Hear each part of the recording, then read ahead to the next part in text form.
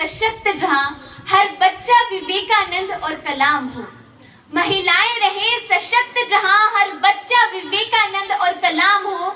जाति वर्ग कलंक नहीं, विश्व गुरु बनने का पैगाम हो, विश्व गुरु बनने का पैगाम हो।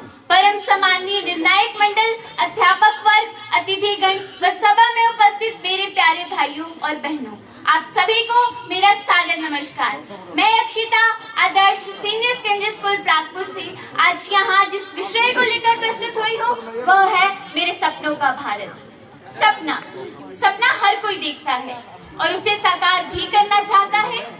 मेरा भी एक सपना है, मेरे देश के उज्जवल भविष्य का सपना, विकसित, आत्मनिर्भर व समृद्ध भारत का सपना।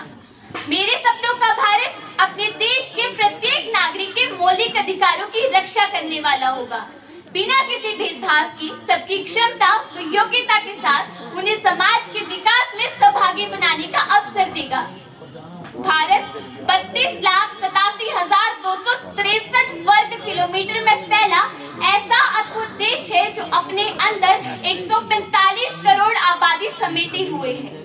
भारत एक ऐसा देश है जिसकी समृद्ध सांस्कृतिक विरासत और इतिहास हजारों साल पुराना है।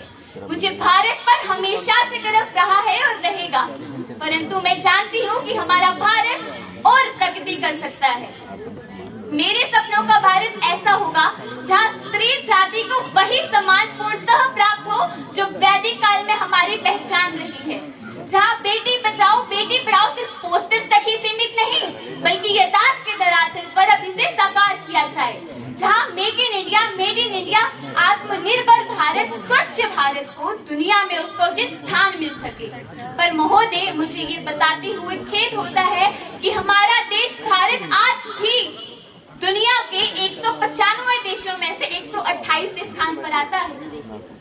चलिए अब बात करते हैं शिक्षा प्रणाली की।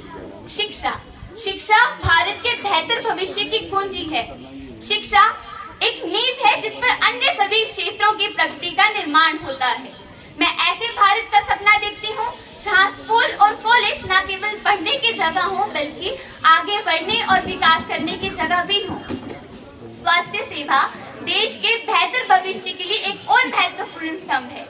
मैं एक ऐसे भारत का सपना देखती हूँ जहाँ पर हर एक नागरिक को स्वास्थ्य सेवा की समझ हो, जहाँ हर एक अस्पताल पूर्ण रूप से सुसज्जित एवं स्टाफ युक्त हो। मान्यवर पर्यावरण एक और महत्वपूर्ण मुद्दा है जिसकी मैं गहराई से परवाह करती हूँ। मैं एक ऐसे भारत का सपना देखती हूँ जहाँ पर हम सभी पर्यावरण के साथ सद्भाव से रह रहे हैं। वो भारत जो हर क्षेत्र में अग्रणी है।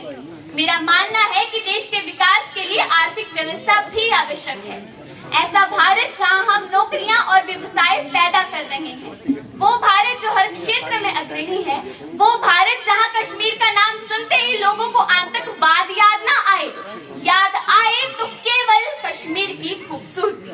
और महोदय, मेरे देश की महानता कहीं छुपी नहीं हुई है। जहाँ दुनिया अपना भूगोल पहचान रही थी वहाँ पर हमने अपना ब्रह्मांड खोज दिया था।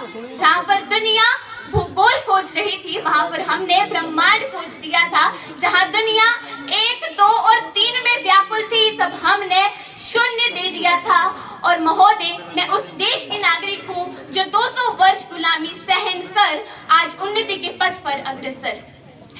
महोदय, मैं ऐसे भारत का सपना देखती हूँ जहाँ हर नारी का सम्मान होगा, हर पुरुष मर्यादावान होगा। हर नारी का सम्मान होगा, हर पुरुष मर्यादावान होगा। जहाँ किसी दंगे का कारण न गीता न पुराण होगा, जहाँ किसी दंगे का कारण न गीता न पुराण होगा। जब चंद्रमा की सतह पर मेरा अपना हिंदुस्तान होगा, मेरा अपना हिंदुस्तान होगा। जब देश का हर नागरिक अपने देश के सम्मान के लिए मर मिटने को तैयार होगा। जी हाँ, मेरे सपनों का भारत इतना महान होगा, इतना महान होगा। मैं कल्पना करती हूँ एक ऐसे भारत की जहाँ पर आर्यभट्ट जैसे खोजकर्ता पैदा हो, जहाँ रामानुज जैसे महान गणितज्ञ पैदा हो, जहाँ डॉक्टर APJ अब्दुल कलाम जैसे महान वैज्ञानिक और राजनेता पैदा हो। यह कुछ पहलू हैं जो मैं हमारे भारत के लिए सपना देखती हूँ। मैं जानती हूँ कि यह एक बड़ा दृष्टिकोण है, परंतु मेरा मानना है कि यह संभव है। अगर हम सब एकजुट होकर साथ मिलकर काम करेंगे तो भारत एक दिन ऐसा देश जरूर बनेगा जहां हर व्यक्ति को सफल होने का अवसर मिलेगा। ऐसा भारत जो हर क्षेत्र में अग्रणी रहेगा। अब अंत में मैं अपनी पंक्तियों को एक कविता के माध्यम से विराम देना चाहती हूँ कि आओ तुम्हें आज बताऊं भारत मेरे सपनों का, आओ तुम्हें आज बताऊं भारत मेरे सपनों का, जहां सफलता और प्यार भरा हो रिश्ता हम सब अपनों का। यहाँ बापू के सत्य, अहिंसा और शांति का साथ हो और बिना किसी भेदभाव के विकास में सबका हाथ हो। माँ भारती अपनी बेटियों को आजादी संग शक्ति दे और समाज को शर्मिंदा करने वाली हर गलती से मुक्ति दे, हर गलती से मुक्ति दे।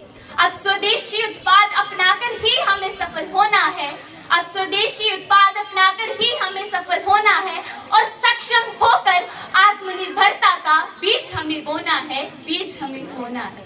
जब सभी देशों की ऊंचाइयों पर तिरंगा ये लहराएगा, मेरे जाने हिंदुस्तान विश्व गुरु कहलाएगा, विश्व गुरु कहलाएगा। धन्यवाद। जय हिंद, जय भारत।